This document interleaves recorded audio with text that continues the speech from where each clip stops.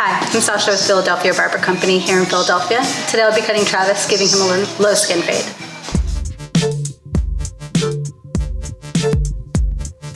So we are going to be starting with a low skin fade. I'm going to start with my wall magic clips. And I'm going to go through the head and just start with that by first making my mark in the corner where I want to start this.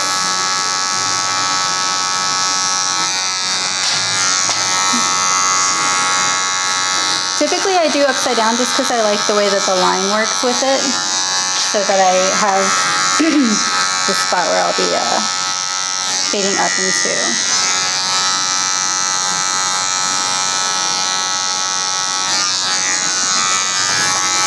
Then I'll flip upside down and go ahead and start the skin up to that line.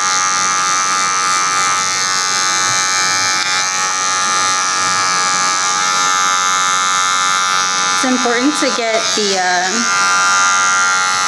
this as low as you possibly can because you'll be skinning that after all this cleaning up.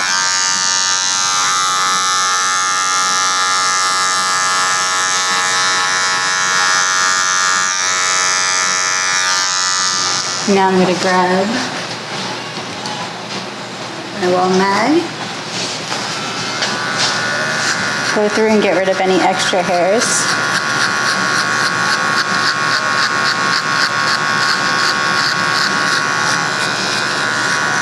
Sometimes you have to pick up the skin to fade nicely into everything, so stretching it sometimes will help you out and give you an extra few inches to get in there. And anything that doesn't look faded, you're going to go back in and fix that in a second. So you don't have to stress too much on that. It's basically taking out your bottom area. It's probably my favorite tool because it leaves such a smooth shave. And it's super easy to use with the single foil on it. I'm not good at pronouncing it. I think it's Bobliss. Babybliss. I've heard it pronounced so many ways at this point. Now I'm going to go back and I turn my mag upside down to blend in those last bits.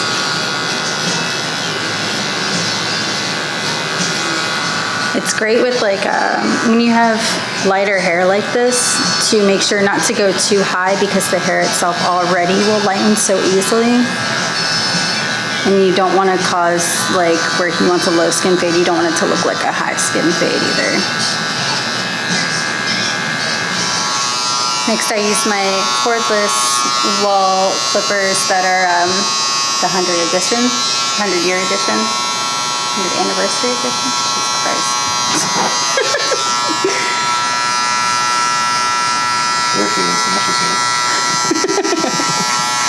I like to keep them open all the way when I first go in there. And I go all the way to this temple, that corner, and I'm working my way through. For areas that sink in a little bit, you're going to just, again, pull up and you get a more flat surface. And don't worry about the color variation later. So he has a little indent on the back of his head there? Mm-hmm. He does. So for that, pretty much no matter what you do, you're going to get a little difference in color variation. So it's important to just remember to have like forgiveness for these areas, and you can take them a little bit.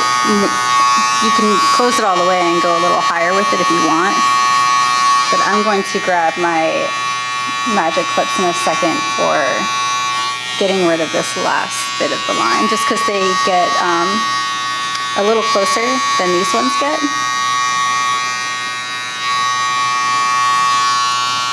So we can get all of that, including into those a little bit deeper. So grabbing my magic clips by wall, because when they're off, the teeth come up a lot higher than the other ones. And I would try to adjust the other ones, but they tend to not stay up as high.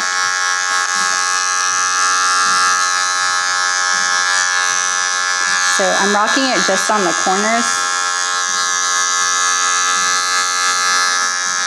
because I don't want to leave another line behind. And then I'm going to open it halfway and like just lightly get in there. I'm not really pressing on it. I'm just letting the clipper glide.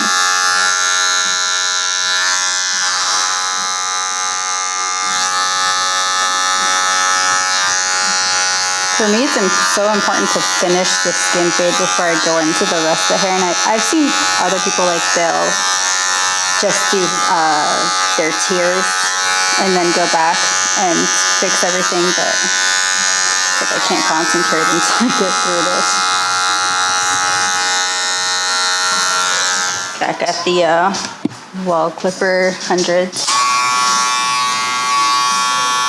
Closing it halfway. I'm going to go ahead and start blending in this line that I've left behind. And still, I like to do the rocking motion. I really feel like it helps to blend in things without being too abrasive and leaving like hardcore lines behind.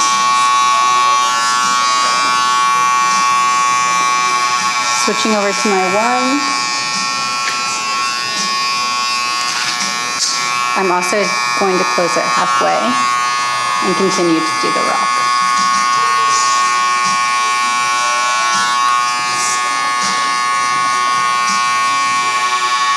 And for my corners, I like to close my one all the way and just get the corner just so that it's a little easier to detail at the end of it, and so I can get like a more precise line. Grabbing my 1.5 now. Again, I just half open.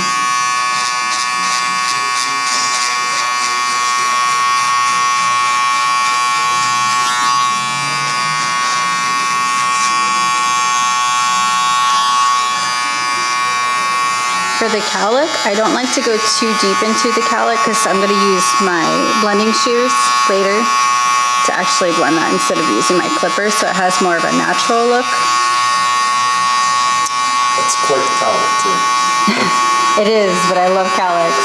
They're my favorite. I have one client that has a completely upside down in the back cowlick, and he's never had a fade before, and he came in and I just asked him if I could fade it because it was like almost like a dream come true. It was so much fun for me. I'm glad it's a dream for you. Let me play with your cowlick. I pretty much just like graze this area until I get to like my 2, and then I'll start getting a little deeper in it. Which is now.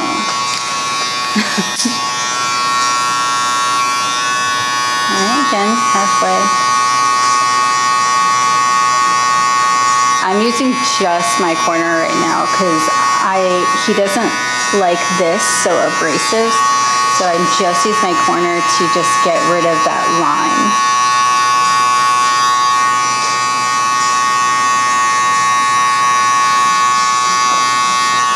And then I'm going to close it all the way to get rid of the line underneath that. Fade that in.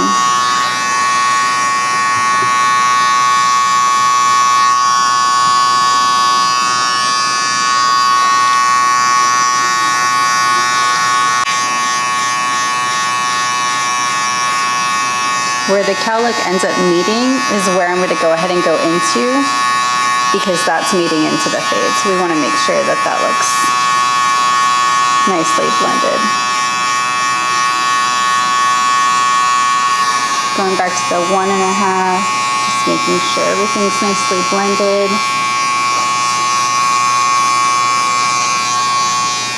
I'm going to close it halfway to get this right here.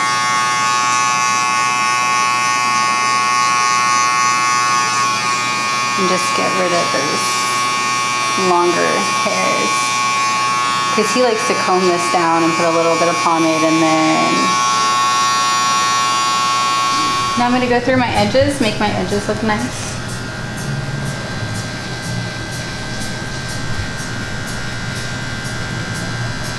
I can pretty much see where I cleaned up last time, so I'm just following that. But if let's say this was a new client, I would just look at his natural line, because I'm not trying to push anything back. I'm not trying to make it look too wild. I just want it to look nice and fresh. And as far as this goes, we already did skin, so we don't have to worry about any of that. From what you can see here, we already have, like, he has a natural line. So like I said, I'm just following his natural line. I'm not pushing anything back. Just keeping it nice and clean. And if I see any little hairs along the way, I'll just like eyeball them with my surgeon hands. And then I like to freehand some of the work, because I'm not going to really take scissors through here. I'll take my blending shears or thinning shears.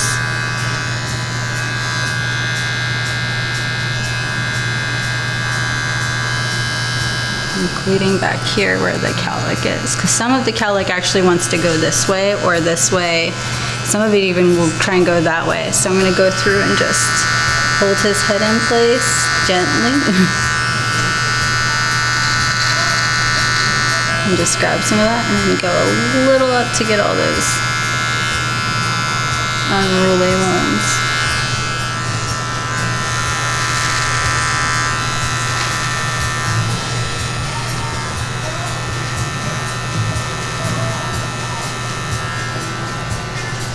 That'll be like the one part of this that makes me look cool. And putting in a hard part, I like to use the Velcro styles, which I stick to myself all the time for fun. I try to do an extremely natural part, because not everyone wants a thick part. So I usually will let the client let me know if they want it like thicker. And then I just take these guys out. Here's where I like to take my Hanzos. And I'm just gonna go in there and blend with those right there.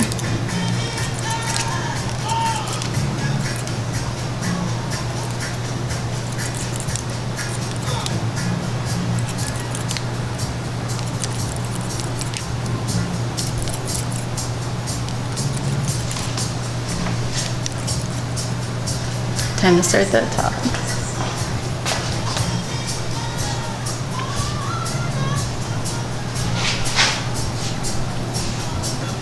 So typically I would do 1/2 inch for a trim, but today I think we took it a little shorter last time than we normally would, so I'm gonna just like kind of just take a little bit, maybe just 1/4 inch, just to freshen it up.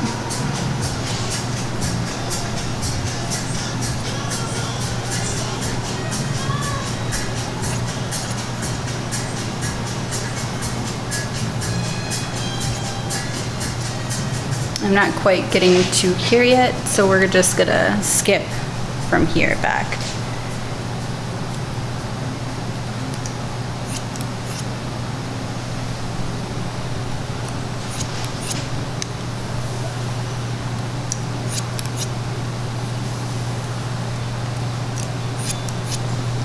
Every time I get back here, I'll always comb the hair back in the position that I want it, just because I need to make sure that I'm not taking hair from somewhere that I wanted to leave behind.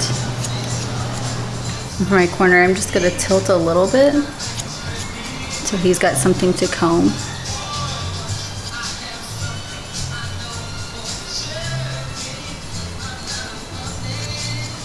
And for the back, I'm just gonna actually go pretty much where I left off. I'm gonna go back this way.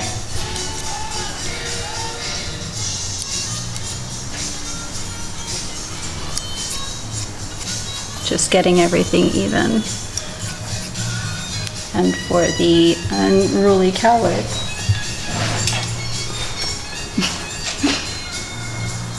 grabbing my blending shears. Using just the tip of the blending shears, I'm going to go through and just like take out some of the weight and length. Problem is sometimes when you cut into cowlicks with scissors and not blending them in, you'll end up with what looks like a bald spot even if the client isn't thinning or bald at all. So that's why I try to use my thinning shears. And I also like to use it in the parted area too, just because I'm not a fan when you have like almost that perfect line here. So I'll take my comb in there and just almost uneven, just to blend it. And then clean up the lines in the back that you've created with your scissors, if you did.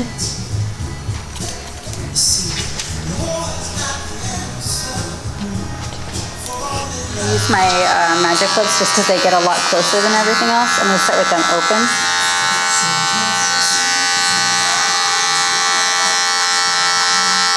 And I'm just going to kind of go back and forth and just slowly flatten them. And then I'm going to close them halfway. Almost all the way. And then all the way. And then I'm going to open them back up and kind of just go down. Close. Adjust.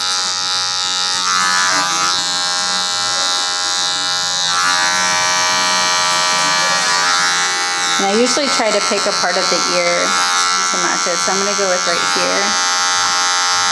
Again, I'm not going flat quite yet, and then I just like pick it down there.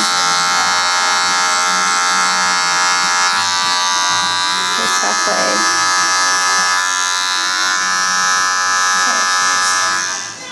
Okay. Ready for a style? I'm going to use the spray clay.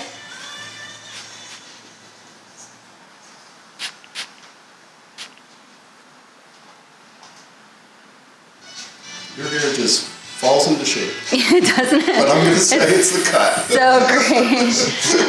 Yeah, it's a lot of fun. I usually like to use my fingers afterwards just to give it like a texture in there. So what we did today was we just did a low skin fade. We blended it into the top, and then we gave Travis here a hard part with not an abrasive area here. And gave him plenty of hair to just comb over and kind of mess with and tousle around. And then we blended right into his beard.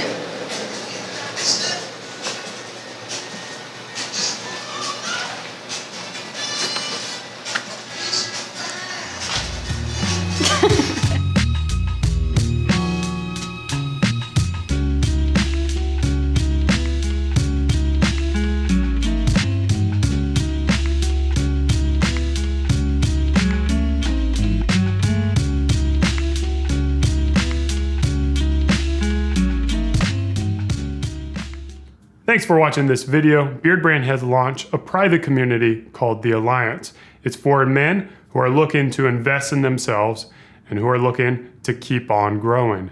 Click the link over there and come join us, or stick around and watch some more awesome videos.